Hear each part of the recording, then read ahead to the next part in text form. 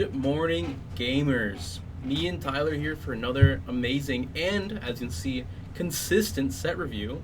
As we've now done two set reviews together. Back to back. So you can quote me on this. We'll probably continue to do this until one of us dies in 6 seasons in a movie. 7 seasons, I'm feeling.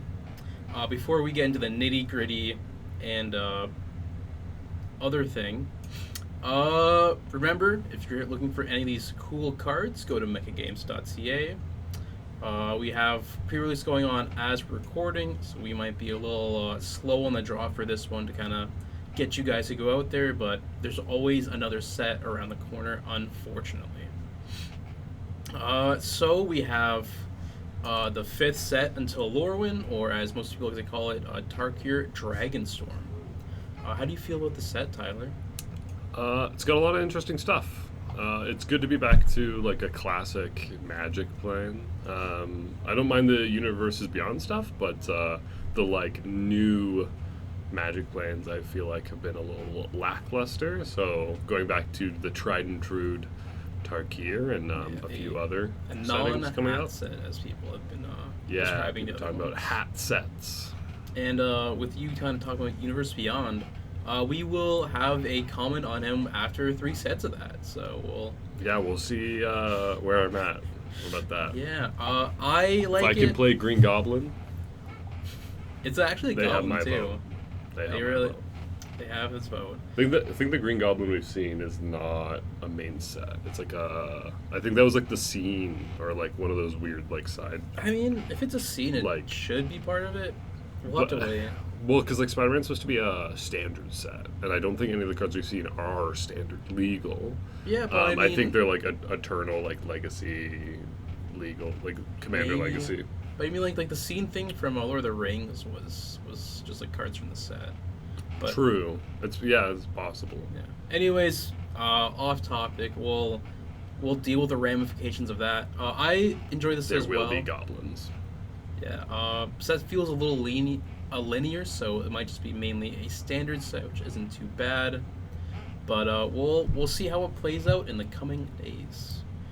So once again, to start off, we'll have a set review breakdown.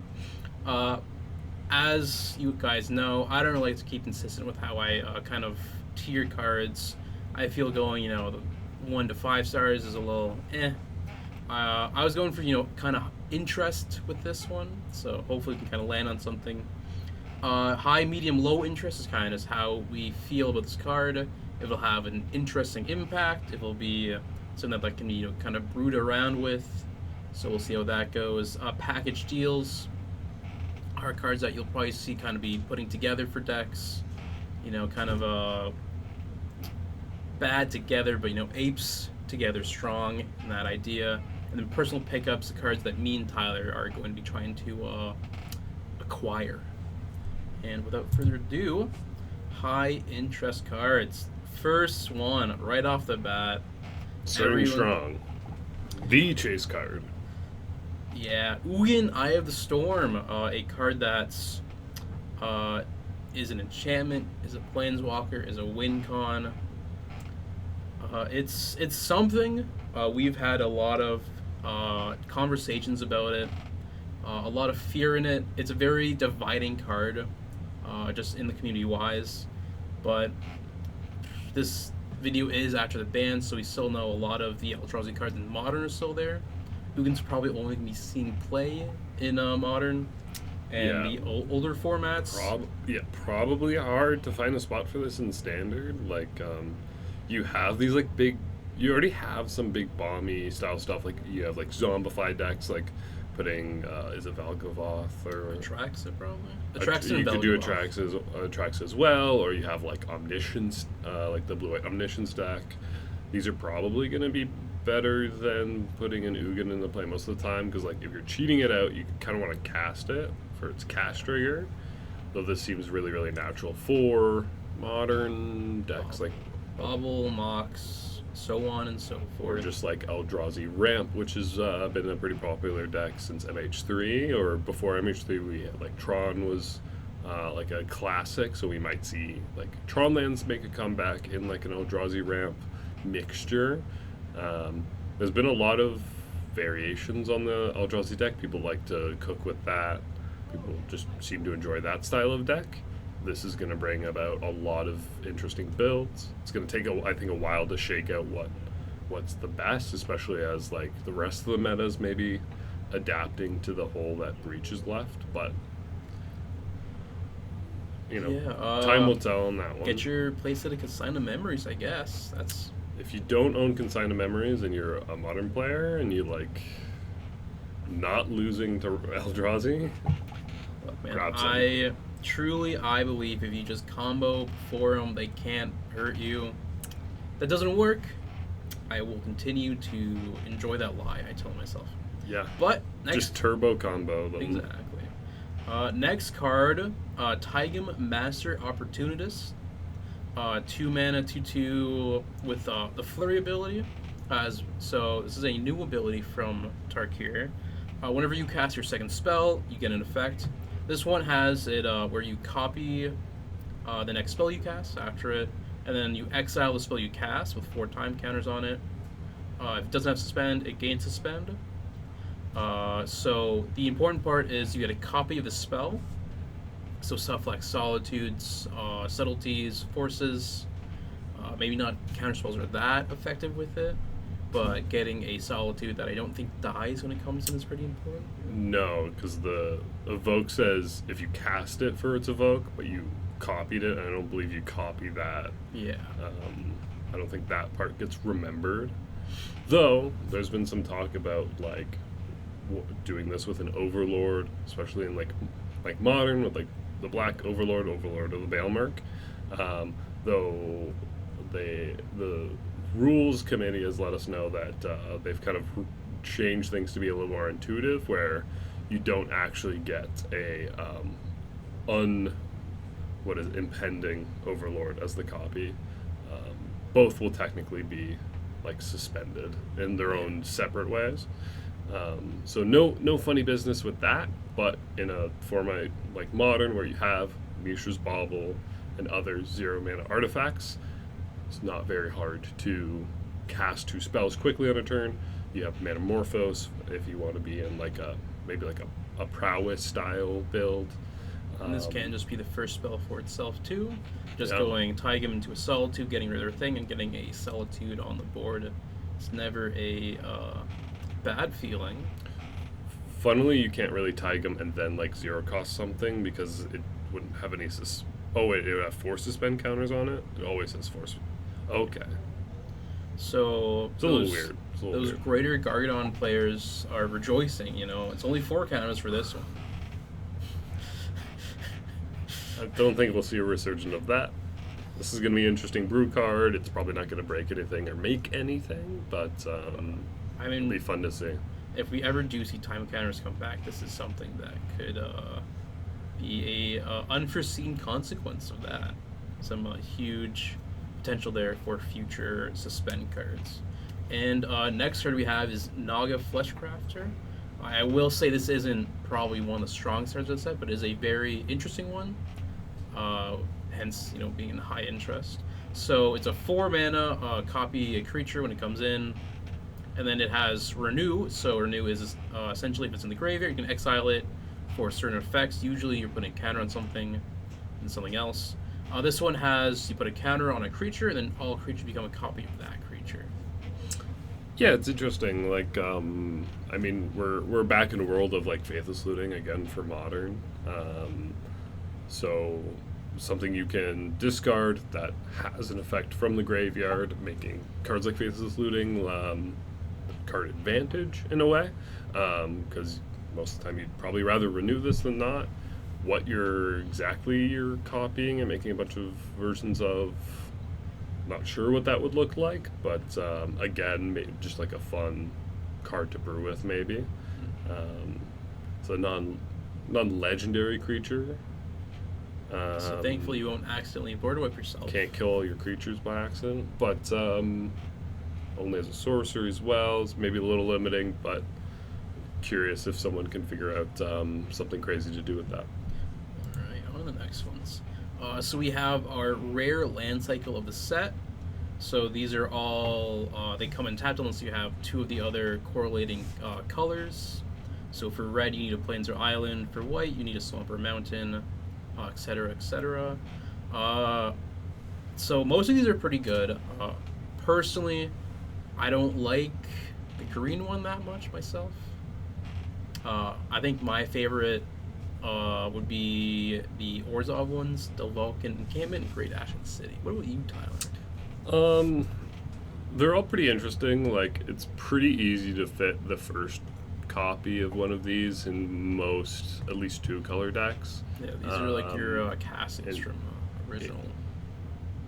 Yeah, yeah, and especially in like a world of like fetch lands, like we're seeing Verges seeing play all over, both in modern and in standard. So this is a pretty reasonable ask, I think. Sometimes you're okay with having a tap land as well, so that sometimes don't have a turn one play. That's fine. Um, they all probably have their place somewhere at some point. Like even the green one in like a woodlands graveyard deck just has some incidental value. If you're already playing like woodlands combo, I know they like to play like Sunken Citadel, which basically makes this cost one less. Mysterized Village is something that people are a little jump scared by. It's mostly a pretty fair card. It still has to beat out Cavern of Souls and Beseju, who shelters all for creatures or instants and sorceries. Just another tool to pull from. And then everything else, the Mardu ones are all just kind of like extra value. The Great Arshin City, probably you'll find a one of copy in the Ketramos decks in Modern. Encampment in Boros, maybe. The Monastery can help you grind a bit. They all have their place. Yeah, we will probably see them popping up here and there for quite a bit. Next one, Nature's Rhythm, a X green search your library for a creature card, mana value X or less, put it onto the battlefield and shuffle. It has Harmonize X with 4 green. Harmonize is your essentially a flashback effect, but you can tap a creature to reduce the cost by its power of that creature. So in some cases, it can be even less expensive than some of your more natural ones. I really like Nature's Rhythm. We have somewhat playable elves in standard, and giving them a rather large and accessible tutor that can also just be brought back with your Harmonize can be very effective. There's another card in this set that can give elves an easy kill. They can get that enough mana to reach that point. And we are seeing Green Sun, Zenith being played in Modern, Quarter Calling. So for decks that can just generate a lot of mana, like your Titan decks, having a tutor that can get 2 creatures, though a little more investment for the second part, could be pretty important. It's one of the more mana intensive versions of these cards that we've seen, so it might find a difficulty beating out some of the alternatives. But I've seen some talk about in CEDH this being a pretty interesting card, where it's one card that can get 2 pieces of one combo really nicely. It's not limited to just green creatures, which is like something Green Sun Zenith has, which kind of opens up the door a little bit. And yeah, if you have big creatures that you're playing with as well, as you often are in green, that Harmonize might just be 4 green, tap a creature, get something else big out or important out. Something to think about for sure. And we have our Songcrafter Mage, a Teamer 3/2 with Flash, that when it enters, target instant or sorcery card in your graveyard gains Harmonize. Its Harmonize's cost is equal to its mana cost. So some people might be able to recognize some earlier iterations of this card, which would be your Snapcaster. So for 1 more mana and being a little more pimp intensive, you get a Snapcaster that can essentially, for most spells, reduce the cost by 3, so letting it go neutral for cost. Uh, in Modern, there is some pretty big spells that kind of get put in the graveyard incidentally. A big one that I'm thinking out is the land cycling one, or the island cycling one from Lorien revealed. yeah, Lorien Revealed. This puts it down to 2 mana, I think. Yeah, it would be. Yeah, because it's 3 blue blue. Yeah. So you'd pay blue blue, and this essentially have 5 mana Lorien revealed with a 3/2. Yeah, This is so interesting. 5 mana, 3/2 draw 3 is nothing to scoff at, especially if it has flash. So if you're doing this on your opponent, You still have to mind. Lorien is sorcery, so it doesn't. Yeah.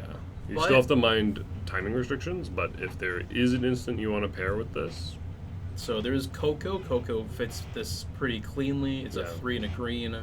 So either Cocoing to get this into play, then getting Coco with the Harmonize, and then harmonizing again with it.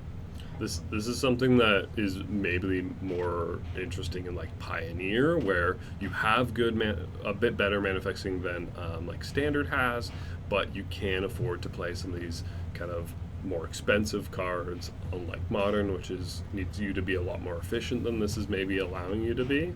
But yeah, Collected Company, a really interesting one for like Pioneer. Maybe like that still sees a little bit of play. Maybe it can be a bit splashier. You can Collected Company, put this into play, and harmonize the same Collected Company, which is interesting. Do like a 5 mana double company. Definitely some. So This a definitely quad company. could be. And another important part is it also blocks a lot better than your Snapcaster. So Snapcaster is a 2/1. This is a 3/2, so you block with it, and then you harmonize, tapping it down, so you can get a lot of value from it. So I'm excited to see if it pops up anywhere. And then on to our next card. Another 3-color card. I don't know this color. I know like 3 tri-color names, and that's good enough for me. Jeskai. So it's a 3/3 first strike, and this when this creature enters, copy the next spell you cast. This turn, when you cast it, you may choose new targets for the copy. So, an important part about cards like this, and with Songcrafters, is it's 3 mana. So your Helping Hand, your Unearth can trigger it. So, very effective way to reduce the cost. Yeah, for Grappler, more likely something like Helping Hand or even Jolted Awake in like Modern, where it's fitting into your colors already without having to be a 4th color. But a way to cheat this out, like you're in red, you can play Looting or similar effects, and get a double spell with a 3/3 first striker. Could be very, very powerful, very impactful. Like this doesn't have a specific home, so you're definitely going to be brewing with really any of these cards, but something that's going to be really splashy, really impactful. Maybe a top end of like a Jeskai prowessy aggro, like multi-spell kind of style deck. I mean, it's a 3/3 with first strike. Like I'm somewhat surprised that they didn't understat this. I'm happy they didn't, but definitely an impressive looking card. Yeah, like we've seen like cards like Am's Raptor and Ocelot Pride really abuse that first strike capability. So getting a 3 mana, like 3 power first striker is always nice to see. Then our medium interest cards, Rot Curse Rakasha. Yeah. All right. 2 mana 5/5 with trample. Okay, guys, that has Decayed. So, what is that effect from, Tyler? A little Decayed from Innistrad? Yeah, there. Innistrad. I don't know what the original one went. Is it Midnight Hunt. I was gonna say, is it Hunt? Yeah, it goes that Midnight first Hunt appears? and then 2 Crimson Vow. Yeah, I knew the order. I just wasn't sure if it had appeared in previous Innistrad. No, that was the first. But yeah, I remember Jadar. Yeah, they really That card was a menace. good draft card. But anyways, 2 mana 5/5 that can't block, and when it attacks, I press it at the end of combat. So good stats for the attack, and then with the renew ability, So X black black exile this card from your graveyard, put a decayed counter on each of X target creatures, activate only as a sorcery. So, you swing on this with a turn 2, like turn 4 or 5. You got lethal on board, but they have a couple blockers. You put decay on everything they have, and swing in for the lethal is a simple kind of concept that most people pick up. Another thing is if they have, like an Ocelot Pride or some cards that you don't want on the board that are hard to deal with, you put decayed counters on them. So sure, you take that initial damage from them. They do just die after you swing, so they can't be used as effectively. It's another thing. And it's just a 2-mana 5/5. So if you can, routinely get it back and keep swinging with it, it's a very scary card. I think ultimately the renewability is pretty weak to use as removal. That being said, in like a standard deck like Dimir Tempo, these kind of like lower to the ground Dimir builds, where you're happy to crack in with a 2-mana 5/5 on turn 3. After you hit, you can ninjutsu in your Kaito Planeswalker, keep this 5/5 around to swing again. Most people aren't going to be blocking this. If they are, they're probably losing a creature. So you're going to hit for 5. You're going to put a Kaito into play. You're going to be probably super ahead, or at least applying a ton of pressure. And that renew can be like a sort of flashback. Hey, your creatures can't block. Swing in, maybe for like a big finishing move. Find lethal that way, or just apply more pressure. I think the biggest thing to be thinking about on those decayed counters is those creatures can't block anymore. So if they leave up a couple blockers, you have lots of power in play, you tap out, they can't block, big swing, close out the game. Always getting like a second card from one card is always an enjoyable feature, so I wouldn't be surprised if this comes in some big way to, upset some people. And to reiterate, yes, you can ninjutsu after you deal combat damage. There is an end of combat step where you're still able to ninjutsu. You can do this also with Psychic Frog in Modern. People have started playing Dimir decks with the ninjutsu Kaito. So really funky things you can do with that keyword. Keep an eye on that. And I think this is a real chance of at least... I don't know if it's going to stay in that deck, but I think if it fits anywhere, it's probably that standard Dimir kind of build. Mm-hmm. And, we have Oculus, so getting Oculus kind of put this in as a 2/2. True. Can be a very fun surprise. Surprise 5/5, yeah. Also, it says the sacrifice it is a attack trigger. So you can attack with your face down demon, and you can pay 2, flip him up. He's not going to get sacrificed that combat. Oh my god. Chat, are you hearing this? So, and because it has Decayed, and when you flip it over, it's still be blocking. And, worth mentioning, it's a demon. You have Annex. And probably not fitting in like Golgari mid-range, which typically has been playing that, if anyone has been. There also is something Demonic to Bargain think about as well. There is True. We're slowly getting more and more demons. So if the package, reaches critical mass, you have a tutor for demons. You have an enchantment that cares about demons. Demons are usually just good stats, good abilities. Or in several years, they'll make a broken Pioneer deck that's all demons. Yeah, Demonic Ragavan. Could be. Could be. MH4. Anyways, next card, Avenger of the Fallen, 3-mana 2/4 Death Touch.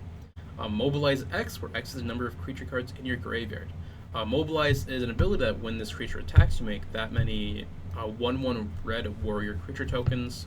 You sacrifice them at the beginning of the next end step.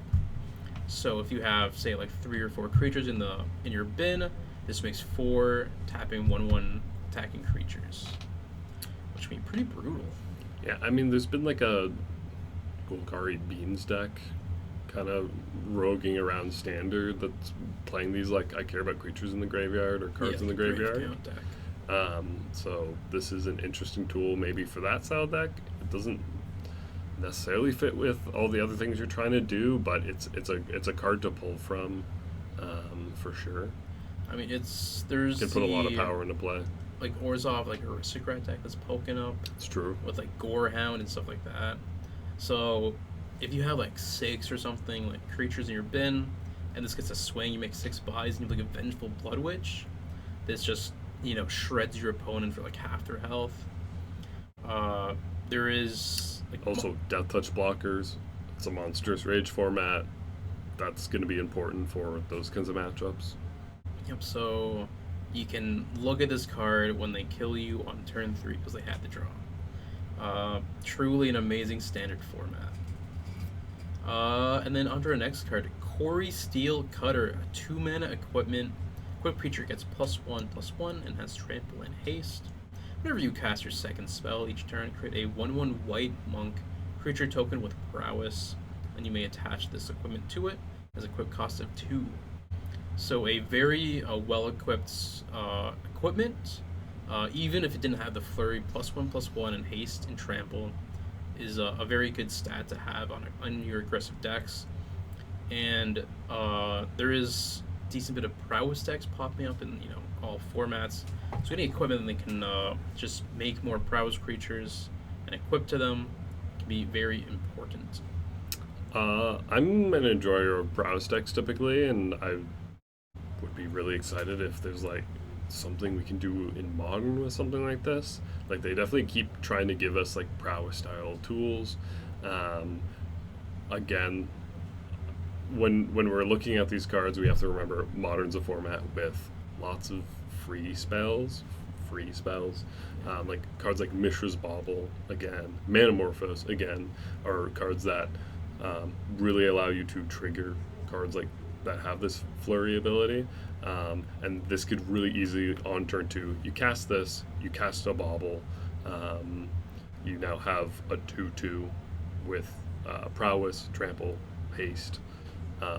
For 2. That's not nothing. If you cast more free spells that turn, or if it's not turn 2, it's later and you have a little bit more mana,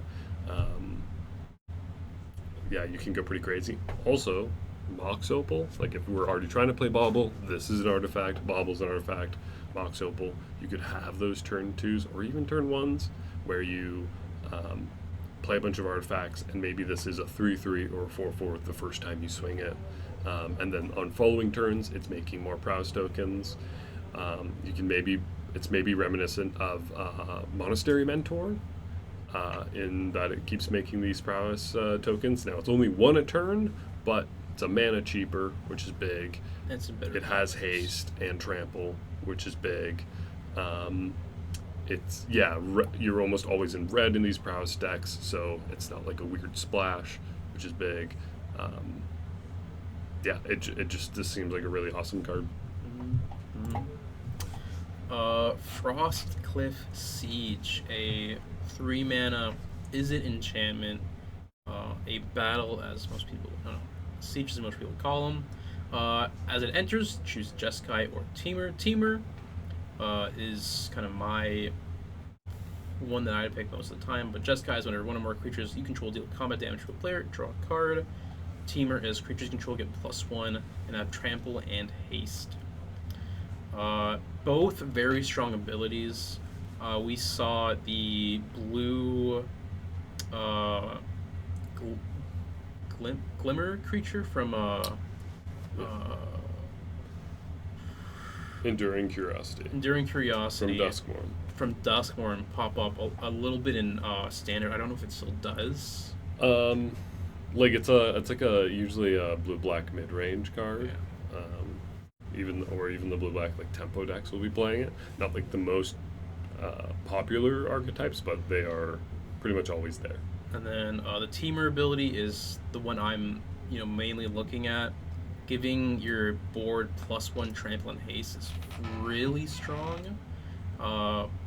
There isn't really a mock standard is it aggro deck? I mean, people have been playing. Usually, Convoke is Jeskai right now, and like you already have blue and red, and like both of these choices will be impactful. Yeah. If you have gas, you can just pump the team, put more into play, swing big. If you need more gas, you can draw some cards. It's probably good either way for those styles of build. Do they have room for it? Time will tell. But a card to be thinking. It's another tool in your tool belt for that style of deck. Yeah. I think with the Jeskai one, I think they're only playing Spyglass Siren just for the Right. Gleeful Demolition, which rotates soon, I'm pretty sure, right? Like a month or two? Gleeful is what? Gleeful All will be one. All will be one. Yeah. I don't. I think it's like, isn't it like Brothers War Dominaria United? It might be like on the May- tail end of maybe. it. Yeah. I'm not 100% sure off the top of my head. But we will see. Next card, Sinkhole Surveyor. A 2-mana flying 1/3. Whenever this creature attacks, you lose 1 life, and this creature endures 1. Endures is another new ability where you put X counters on it, or you make a XX white spirit token equal to the amount of you endure. 2-mana 1/3 is a good stat line, especially with flying. And whenever it attacks, you can simply pump it up for a more aggressive, for a tall strategy, or make a bunch of bodies for a wide strategy. I don't think there's that many mid-range decks right now that can kind of consistently survive in your like standard format or your modern format.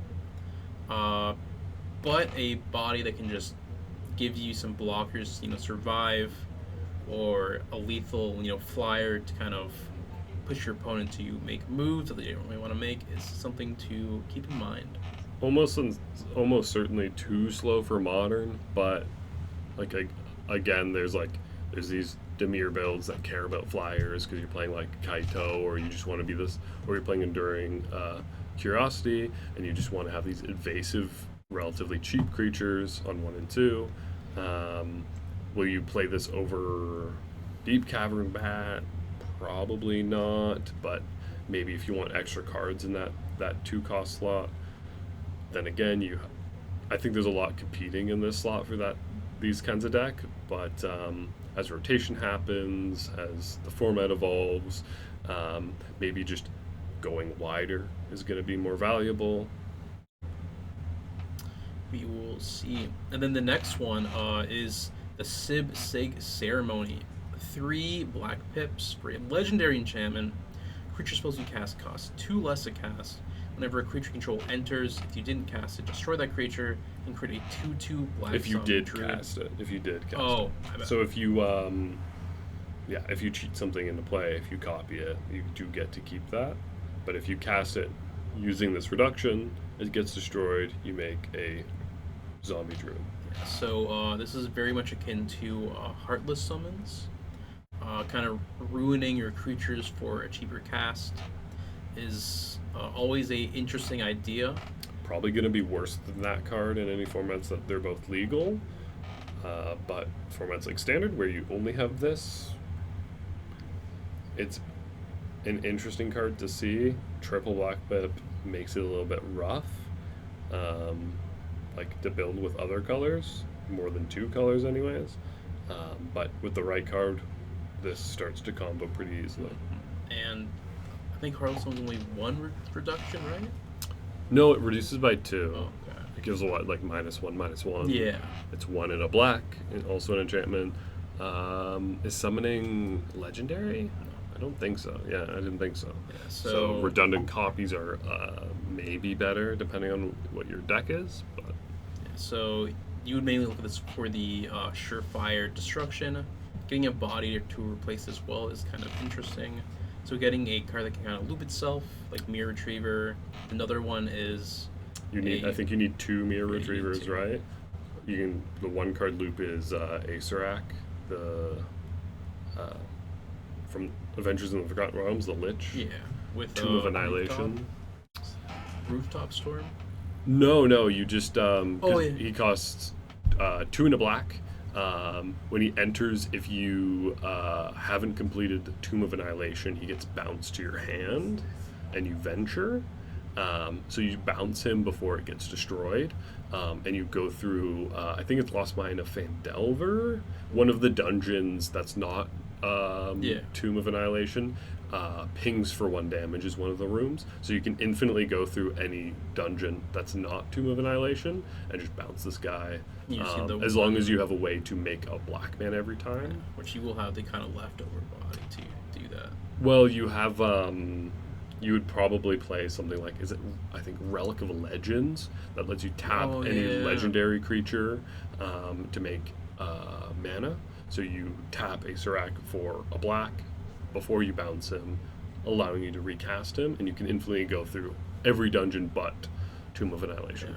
So, in other words, if you do see this card in a modern or older format, be afraid. Probably a Pioneer combo, maybe. Yeah. Probably not. So, Kiru Goldkeeper is a 4 mana, 3 colored card with flying 3/3. Whenever one or more cards leave your graveyard during your turn, create a treasure token with Renew 5. Exile this card from your graveyard, put 2 1/1 counters on a flying and a flying counter on target creature. Activate only as a sorcery. So it's, static ability is really interesting. We don't really have an ability like this in most formats. The problem is that hefty for cost. So you can't unearth it. It's going to be a rather rough ordeal to kind of tutor it out with your many tutors. But if it is on the field, cards like Gravecrawler that get looped will make an extra treasure. Young Wolf will make an extra treasure. So it can generate a lot of mana, but getting it on the field is a pain. Yeah, seems close, but not quite. Yeah. Just too expensive. But, I mean, it will be there for us whenever we need it. Yeah, if you ever need a little bit of copium, it's right here for you. Exactly. Next card, Synchronized Charge, is a 1 and a green sorcery. Distribute 2 1/1 counters on 1 or 2 target creatures you control. Creatures you control with counters on them gain Vigilance and Trample until end of turn. Harmonize 5. So, Hardened Scales has been on the decline ever so unfortunately. Don't give me that look. And just dumping counters on creatures you like and then harmonizing to put even more is a very strong ability. Scales can just make that harmonized cost non-existent, just on green. So for 3 mana, putting essentially 8 counters on creatures you control is really good. And giving, like your Walking Ballista or something like that, Vigilance and Trample to kind of just crash through your opponents and set up a lethal combo afterwards with moving your counters around is always a fun thing to do. Probably not fixing any of the problems Hardened Scales has right now, unfortunately, but if you are looking at this card at all, interesting to remember, it says creatures you control with counters gain So Trample and Vigilance. Board-wide. It's not just the ones that you are targeting with the spell. So if you already have some counters out and about, you might be able to give an entire team Trample Vigilance, which is pretty good on your kind of combat, not really combat trick, but combat buff spell. And Standard has been getting drip-fed a Scales kind of package. We got the mascot from last set. We have the Selesnya creature from March Machines. The green-white comes with 2 counters. When it counters put on another creature, put a counter on it. Just play mice. Just play mice aggro. Yeah. It's Anyways, the world we live in. yeah. Next card, United Battlefront. Our 4 mana Copium Tier 1 card. This is the card I am most excited about. Copium I would Enjoyer, I as we've will seen. love to cast this. So take us away. Modern. It's probably too expensive. It's probably too much. When Pioneer comes back around, maybe this is something I can play with. WotC, you're cowards for not making this an instant. I get why you didn't, because it would probably be really, really crazy if it was. Songcrafter. However, that's true. That is a 4th color, unfortunately. But Omnath does that. Collected Company is an awesome card. It's a really fun card to play with. It's a little bit past its heyday. This does get non-creature, non-land permanents with mana value 3 or less. So you can put like 3 mana. There's a lot of good 3 mana planeswalkers that could be put into Very play. nice set. Yeah, you have Teferi Time Raveler. You have Narset. I don't remember the rest of her name. There's the 3 mana Jace Narset. from Outlaws. Right, that's something I haven't thought about in a bit. Yeah, there's that Jace. You have Liliana of the Veil, and then you also just have other good things like temporary lockdown. You can hit, maybe even like in a prison style build. You could put this in if anyone's like a enchantress enjoyer in like modern. Like this could be a good card where you're already ramping and you want to be able to like dump these 2 and 3 mana enchantments into play. This can put like Solitaire Confinement plus like Solemnity into play, if I'm getting the names right. And with one card, put 2 into play and set up a lock really, really quickly, or just multiple enchantress effects at once. If this has any like cool or fun decks, even if it's not the most like viable card, I'm probably going to be looking at trying some of that just for fun. I'm hoping when we get back to Pioneer that this is maybe something that can run the format. But if we get to Pioneer and if I want to play that format. Because once again, just play Boros Spice. Well, the top deck's like Rakdos mid range right now, but we'll see what happens when people are. So grinding. unfortunately, we had one card left for our medium interest, and I felt it'd be kind of awkward just look at one card, so did the best I could. Strategic Betrayal. Definitely the best way to present this card. It is. Tyler, you want to talk about it? Strategic Betrayal is a sorcery speed edict-like effect. 1 of black, as we come to expect from a lot of these removal spells. Target opponent exiles a creature they control and their graveyard. It's interesting that this is like kind of like a 2-in-1 edict and graveyard remover at the same time. There's always these sorts of cards where it's like in the right meta against the right decks. This could be a very powerful card to swap to. A lot of black X mid-range and control decks have a lot of these cards that they swap out depending on what kind of creatures and decks are being played. Really just something to keep in mind. And right now I don't think it's necessarily belonging anywhere. Like standard, you probably would rather have an instant. Modern, you'd probably rather have an instant. And against decks like Boros, you'd probably rather have like Shalodrid's Edict if you're playing an Edict effect. Just because they go too wide for this to be super impactful. But sometimes, removing a full graveyard and a creature is great. This triggers Ketramos twice because it exiles a creature. Because a creature exiles from the battlefield and a graveyard is. Maybe? I think it does. Actually, it might just be one. I think it's because it's the same sentence. It'll kind of compile together. I'd have to maybe reread it. It triggers Ketramos at least once. We'll take it to the lab, guys. Don't you worry. Which, again, is not nothing. But, I've noticed is a lot of decks have started to use a lot more potential resources, like graveyards and stuff. So, like, this will get rid of your Flage problem temporarily in Modern. It gets rid of Ketramos. It stops Frog and, your Oculus situation. Especially in Modern, where, like, 9 times out of 10, yeah, there's something in someone's deck that uses the graveyard to some extent. Incidentally, also removing graveyards on top of an effect that you might already want is going to be pretty good. So Tyler can't use this against me. Low interest cards. To start off with a very talked about card, Mox Jasper, a 0 mana legendary artifact. Add 1 mana of any color. Activate only if you control the dragon. So before the set came out and we saw this card, I looked through every dragon imaginable.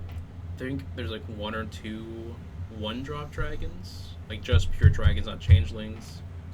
They're not good dragons, as you can probably assume, because you've probably never heard about them.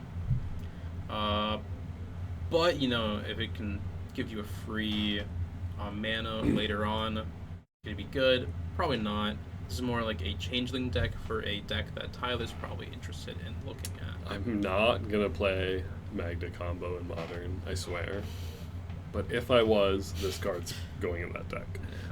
Because especially if you're gonna find room, I mean, you definitely in that deck can play for Mox Jasper. Um, at that point, it might be worthwhile to be playing Mox Opal as well, maybe Mox Amber.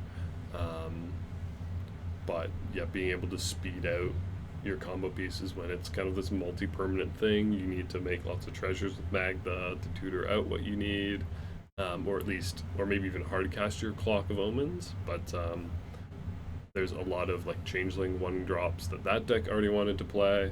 The deck is not even like a reasonable rogue deck. It's like a fun, weird cook. But Magda's close to my heart. Yep. So I'll happy to see anything that helps her out in outside of CEDH.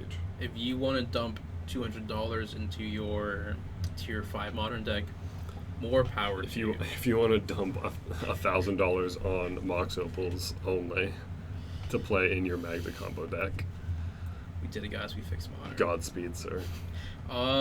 Next card, Mardu Siegebreaker. A Mardu card with additional 1. Death Touch Haste, 4/4. Whenever this creature enters, exile up to 1 other target creature you control until this creature leaves the battlefield.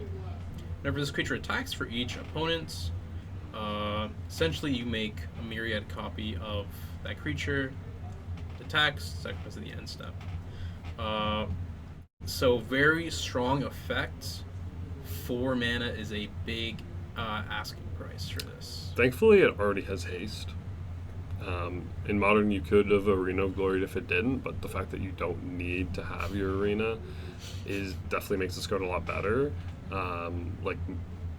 It's not free to have Arena of Glory in your mana base. It's gonna be hard to have lots of copies of it if you're building a 3-color like Mardu mid-range build. My concern is it might be difficult to have creatures that are super worthwhile exiling with this, but maybe it's just enough that it is a splashy top end,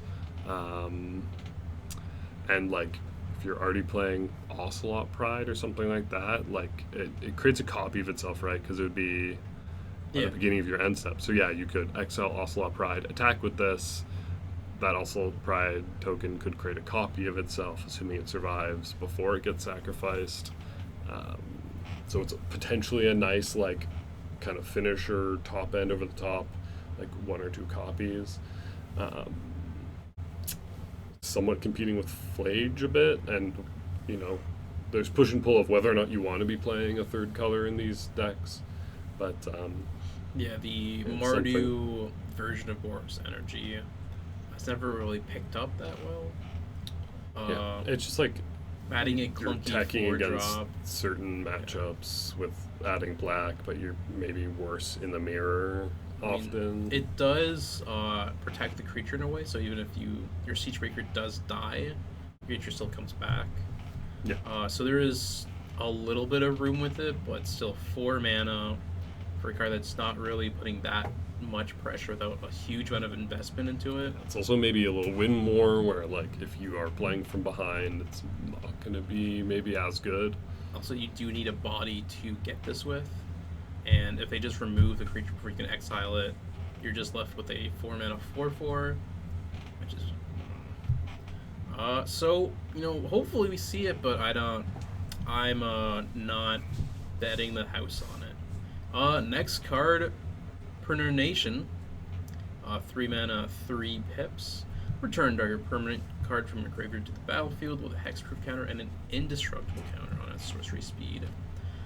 So for that fragile omniscience in your graveyard that you just want back so bad that you don't want anyone to touch no matter how much they want to, this card is for you. So it is very heavily costed, but getting something like Omniscience on the field for a little cheaper that can't really be interacted with, especially at instant speed. This is like, you can pick your poison, exile it in some way, but those are not instant speeds. You're gonna have your turn with this card, or with your Omniscience out. But once again, 6 mana is expensive. Yeah, right now in Standard they pay 4 mana for their Omniscience out of the graveyard. In Modern, also 4 mana off of a land, Shifting Woodlands. This card's probably not doing much. But if there's a way to weirdly reduce its cost, this could see something.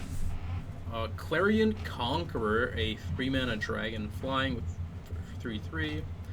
Activated abilities of artifacts, creatures, and planeswalkers can't be activated. Funny that this is coming after Underworld Breach gets banned, because this is the kind of stacks piece you'd want to play against Grinding Breach. It'd be very powerful in your hand, watching them pop off on turn 2 or 3. That being said, like, people are playing around with what does it look like to be a non-Underworld Breach combo deck with like Mox Opal, playing either Jeske's Ascendancy or like Kethis as your like big combo piece. This is a card that will hinder or stop those styles of deck depending on exactly how they get built. And in other formats like Pioneer that sees like white green like Hate Bear kind of style deck that uses Coco. I think that's the main Coco deck, if there's anything. Tutoring this up in Modern is also somewhat viable. Samwise combo would probably be housing this card instead of something like, say, like Yogg, but it'll be interesting. It's a good card to kind of keep in your back pocket whenever you want a hate piece. There are a lot of cards that are just like kind of tech pieces that might appear in a sideboard here and there in the right situations. Next card is Dragonfire Blade, a 1-cost equipment that gives your creature +2/+2 and has hexproof for mono-colored. So a lot of removal in your standard Modern Pioneer is 1-colored. So getting away from your Leyline Bindings, Solitudes, Fatal Pushes, Lightning Bolts, etc., is very important. The most important part is you can get this with Urza Saga. Of course, the equipped 4 cost is rather expensive, and getting you a multicolored to bring that down is very important. So it could be a little bit a tricky situation getting both of those cards to kind of coexist in a deck.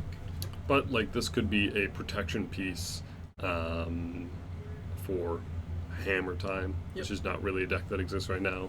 But like part of their problem has been like if you won them a few times, they often struggle. It's kind of like high variance deck. This is maybe something that can make them a bit better against removal. Like if you have a Sigardo's Aid in play, this can be a flash protection spell with it, which is really cool. And then you can just cheat the equip cost.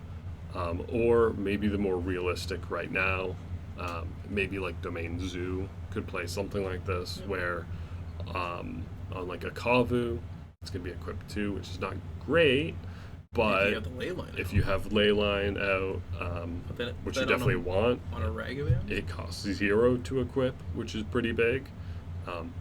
Like you can swing with a 4/3 Ragavan that has hexproof for mono colored on turn 2 if you want. That could be pretty crazy. You can hold up Stub while you're doing this, and then it turns on Ferocious for it. That's kind of cool. Or you're like if you do like Leyline this Scion equip, now you're like super ahead. Does Scion have hexproof or Shroud? It is hexproof, right? Hexproof. Okay. But still getting +2/+2 on any creature for free is always a fun time. So hopefully it pops up. It'd be interesting to see. It's a very... It'll be hard to play too many copies of this in like a deck like Zoo. 1 to 3 tops. Yeah, you could definitely in that probably range. A solid 2. Definitely not 4. 2's probably reasonable if you want to fit it in. 3 if it's like a heavy removal kind of meta, but without further ado, the next card is Magnetic Hellkite, 4 mana dragon flying 4/5. When this creature enters, destroy target non-basic land and opponent controls. Its controller searches their library for a basic land card, puts it on the battlefield, tapped with a stun counter, and then shuffles. This is the first time we've seen a land get a stun counter, I think. Yeah. So we've seen some land hate pop up here and there. We got Krenko's Buzz Crasher in MKM. There might be something in the other sets, but most of the time, or even you can think to like modern, like White Orchid Phantom. Yeah, White Orchid. Where land enters Sinkhole. tapped, but not. We don't have Sinkhole in modern. Seiju. No, the Black destroy a land. No, okay, that's wrong. Brother, if we had Sinkhole in modern, do you think I wouldn't be playing 4 copies every night? Mono white deck. Still just jammed them in there. Yeah, I got Mox Opals just so I can cast this in my mono white deck. Okay. I mean, getting a stun counter on a land is really big. Making those lands, this is essentially putting your opponent back a turn by not letting them untap with it. So, blinking this, reanimating it, just kind of making this effect happen as much as possible is really strong. A big problem of like the ramp decks in modern right now, like Eldrazi, even Titan, is that like your land destruction effects give them a tap land, sure, like a tap basic, like you can -1 mana, but then they just untap, play another land, play their bomb anyways. Yeah. And sometimes they just don't even like meaningfully stumble, or like it's kind of like a half stumble where they just pivot to doing something else for a turn, and then you buy a turn against some big bomb. This gives you call it 1.5 turns, maybe 2 turns instead of just 1. And if you play this in, say, like an Ephemerate or like a Flicker deck, if you Ephemerate this on their turn, it enters tap, like in their upkeep or something. Maybe they can't utilize that mana in their upkeep. Now it's 2 turns that they're lacking that land. If you're blowing up a soul land or an important land, that could be very impactful. And obligatory, you can haste this with Arena of Glory. It is, in fact, a red creature. 4 mana is a bit steep to be for like your hate pieces in these kinds of matchups, but like people are playing Charma. I remember thinking like 2 when it kind of gets its like full. Yeah, but against like Eldrazi, 3 it's often 3 or 4 mana. It's rarely 2, like early enough to matter. So this is still pretty reasonable. At the very least, we're getting closer to, I think it's a good design space. I always like to see that sort of thing because it means we're moving in a good direction, I think. Yeah. DC, Regent of the Mire, a 2 mana zombie snake warlock, 1/3 with tap, sacrifice a creature you control with mana value X other than DC. Return target creature with card with mana value X +1 from your graveyard to the battlefield. Do this only as a sorcery. So we have, I think, the whole trifecta or almost all versions of your Birthing Pod effects. We got Birthing Pod, Birthing Ritual, Refurbishing Bay, and now it's a DC. So problem with this is the card needs to be in your graveyard. The creature needs to not die as a DC because it is summoning sick when it comes in, unfortunately. You're asking for so much, and it's just getting a creature that's, say, like 5 or 6 to get your like 7-drop is a big ask. We do have cards like Huskburster Swarm, Chitting Gravestalker to get those reductions. They can turn into big drops, but it's the same problem with the previous ones where Grave Count doesn't really want a card like this to kind of fumble around while you're trying to do your thing. It's cool, but I don't think it's going to see much play, unfortunately. Yeah, this is a U card more than anything. Might find some space in like a Black Cauldron deck or a zombie combo or value deck. but ultimately it's unfortunately slow. A Yeah. lot of restriction on it. And onto their much faster card, Tursa Light Shatter. Uh, 2 in a red, haste 3/3. When it enters, discard up to 2 cards, then draw that many cards. And then when it attacks, if there are 7 more cards in your graveyard, exile a card at random from your graveyard. You may play that card this turn. So, getting a looting effect on a creature is always nice. Especially at like 3 mana isn't that much. This is your, Seasoned Pyromancer cost. It has haste, so it can put in a lot of pressure. Hollow One decks have been popping up pretty regularly, so getting another 3-drop to kind of fuel your deck and swapping stuff around and getting that kind of grinding nature at the end step. Fortunately, you still have to pay for the card that you get, but it's Gotta pay your taxes, man. Gotta pay your taxes. This card has a little bit too much restraint, I think, in the design for my taste. You discard before you draw. Like if we want to compare it to the newest Kiora, who draws and then discards, it's just kind of worse in that regard. It does not have the Seasoned Pyromancer text where you always draw 2. You only draw if you discard. So in an empty hand, nothing really happens. It would have been kind of cool if it just drew you some cards still, but maybe that's a bit too good for the red aggro decks, just like refueling. But it's also kind of a shame that you have to pay full cost on the card you're exiling at random as well. It can just hit a land and then you go, I guess I have a land for turn, but I'm looking for a spell. But then again, like maybe you play Detective's Phoenix in your deck, or a card like this, where can you trigger it and then exile cards? No. Like I think it's too random, too many hoops. It's clunky in the unfun ways. Yeah. Like it might still be just enough that it's good enough, but I think it's a bit below where it needs to be. Yeah. Unfortunate. On to our next card, a Saga, a Thunder of Unity for Mardu. Step 1, you draw 2 cards, you lose 2 life. And then step 2 and 3, whenever creature control enters this turn, each opponent loses 1 life and you gain 1 life. Important notes, even with the third step going away, you'll still have that effect in play. So you'll still have 2 fun turns of getting a Impact Tremors ability.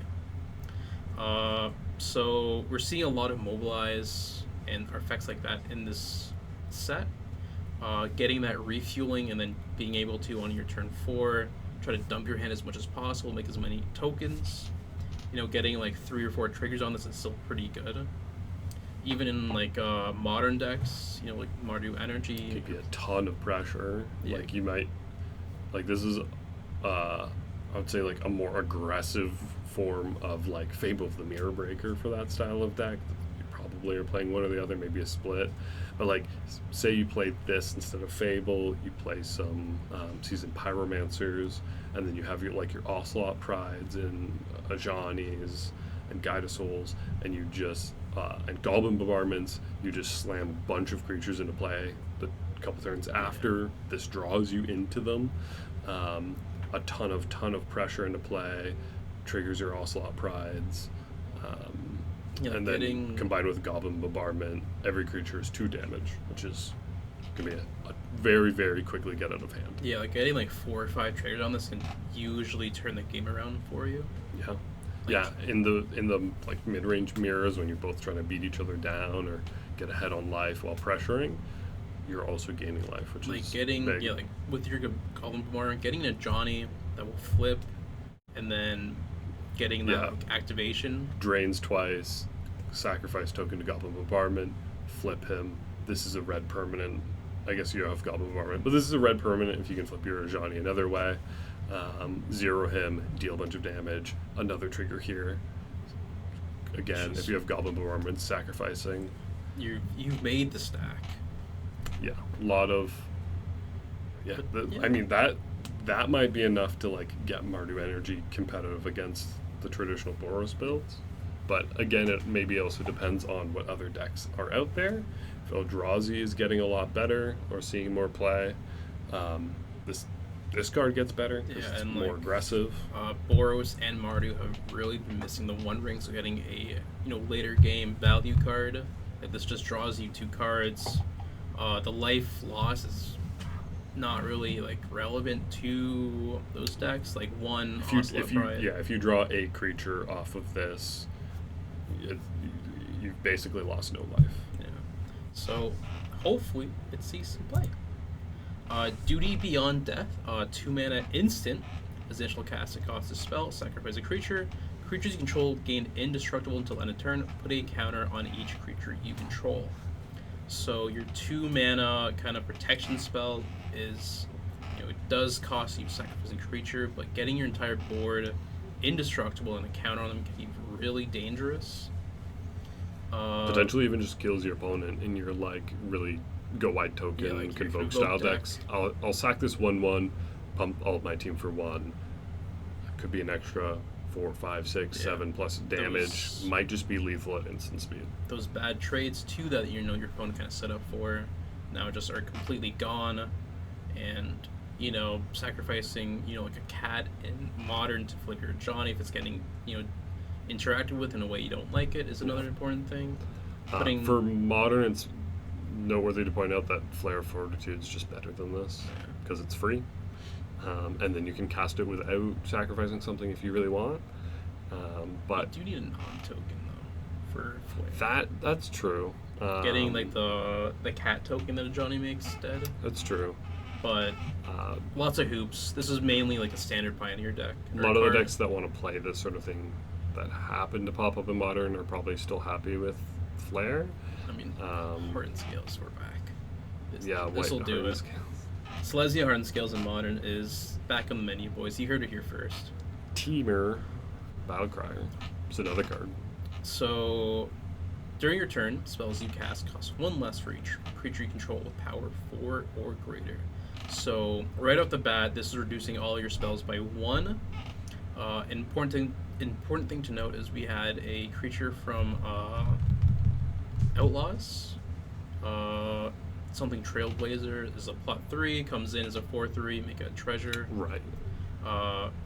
So getting 4 power creatures aren't that hard to get on the board, and then even like as you reduce them, like untapping with this card, any like 2 or 3 drops that have that 4 power cost 1 less, and then you put them down again.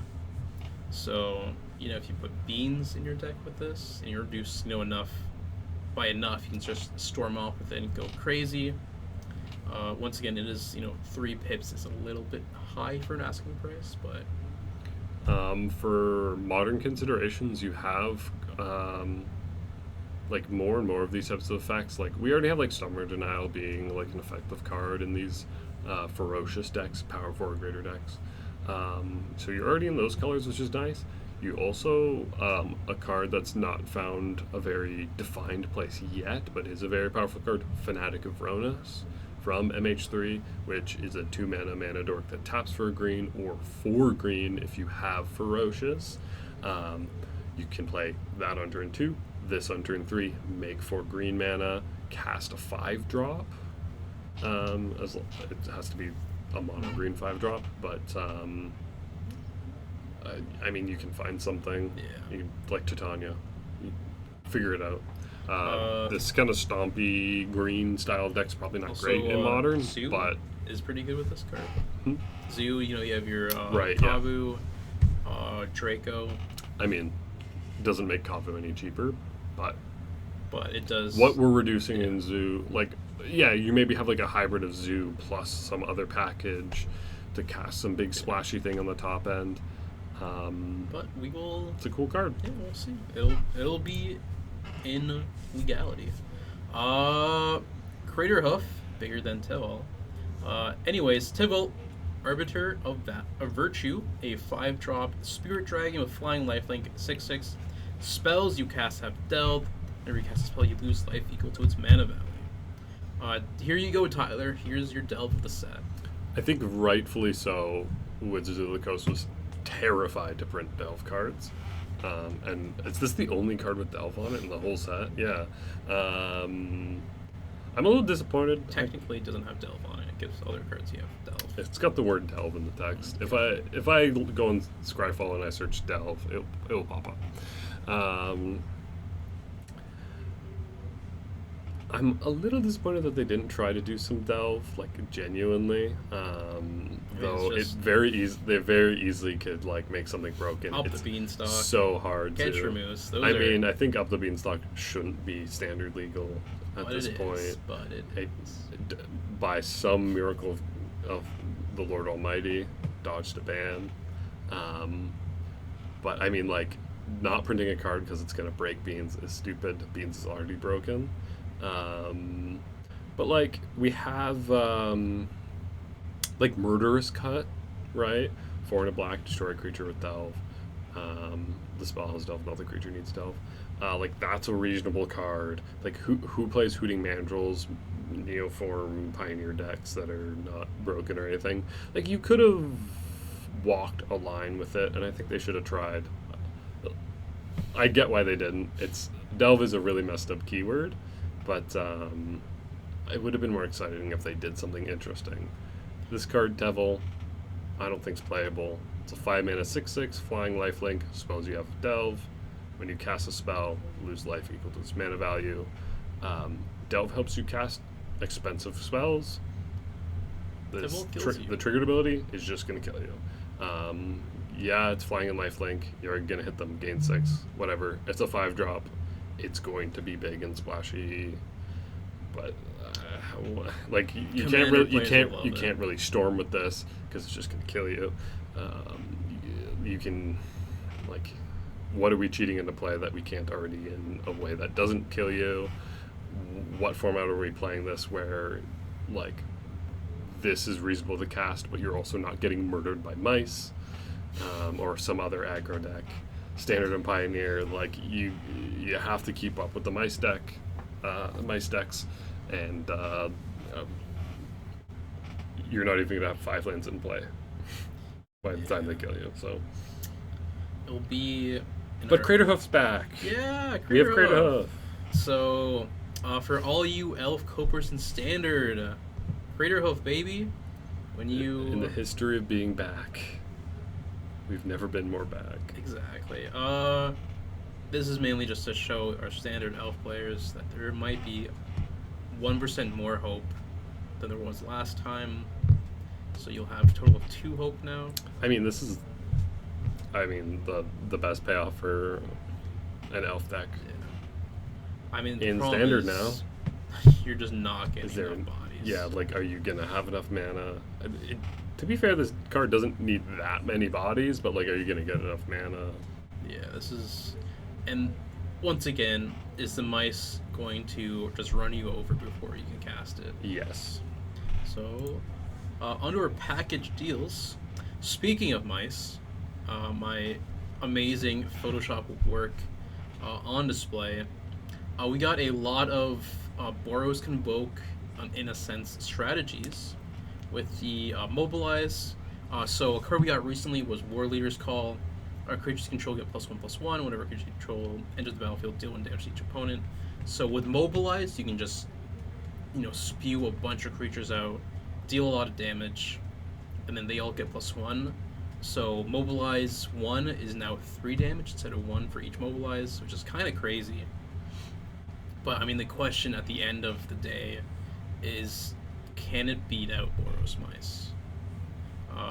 And as you can see in our picture, Prowess cannot beat out Boros Mice. That's why it's dead, which I thought was funny. Hopefully, I'm right, and War Leaders can make a big return once again, because I like that card.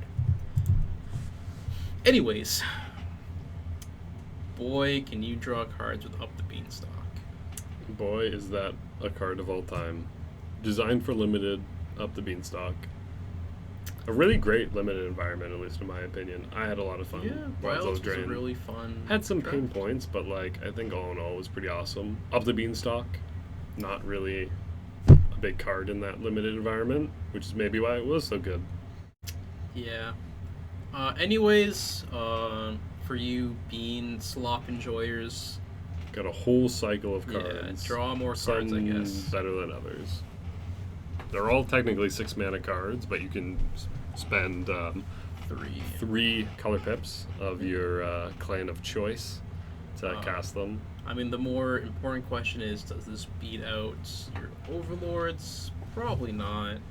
But finding those 1 or 2 odd cards in your deck that didn't draw you a card with beans, and then replacing them with kind of a maybe slightly worse effect, but it does draw you additional card with beans, could be important. Yeah, you could draw 3 cards with your bargain, or draw a card while you exile a permanent. Yeah, so all we Many need other things. is a 6 costed of the beanstalk now, and then we should be good. And next we have my pickups. As you can see, I enjoy dirtily valued cards, and boy oh boy did Tarkir deliver. Avenger the Fallen is just a fun card that might see play, probably not, but there's a lot of decks that can just fuel a graveyard, and just getting like 8 or 9 creatures in the graveyard isn't that much of a far cry. So seeing that go crazy would be fun to do. Great Russian City is probably the only playable out of 3 here. Just a good value land. Yeah, in your Countrymouse deck, this is playable card. Draws you a card, puts a 1/1 in play. I don't play that bad card. It's better. It's better than Castle and this style deck if you want to fit something like that in your mana base. And Sinkhole Surveyor is just a bird that dirtles, and boy do I love when my creatures do effects over the duration of the game. They don't get touched. And then on to Tyler. Elspeth, we haven't talked about yet. 5 mana Planeswalker, starts at 5 loyalty, doubles the number of tokens you make. She +1s to make a white soldier, but if you're keeping track at home, that's actually 2 secretly. You can 0 put a 1 counter on each creature you control, and they get flying, which is pretty big. -3, destroy a creature opponent controls mana value 3 or greater.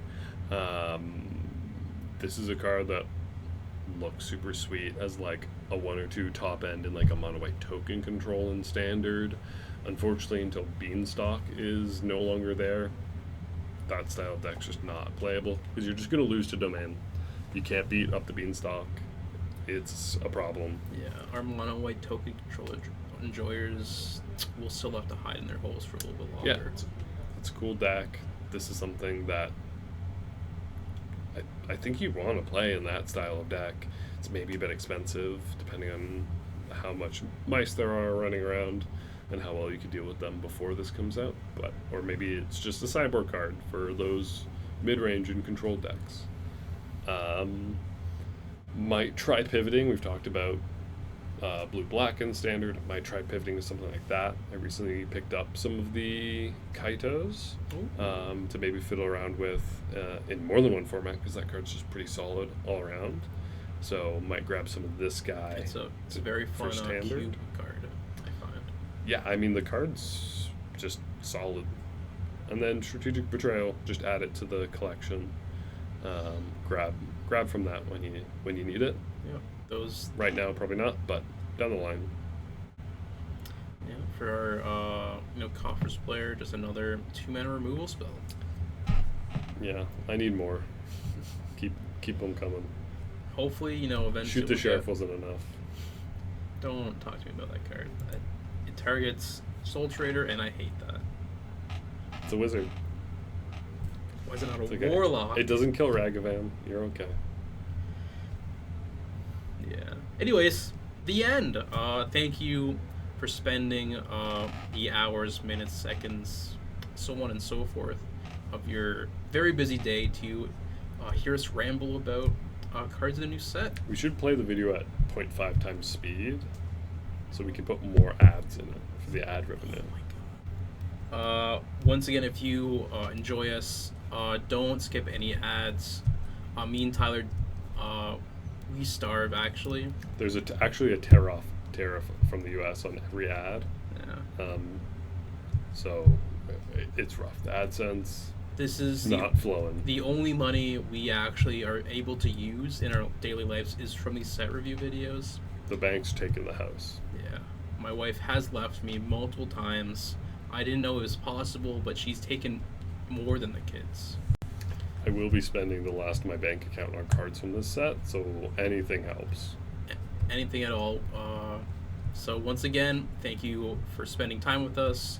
If you see us on the streets, don't look at us. We're ashamed of that. Goodbye. Don't precede me.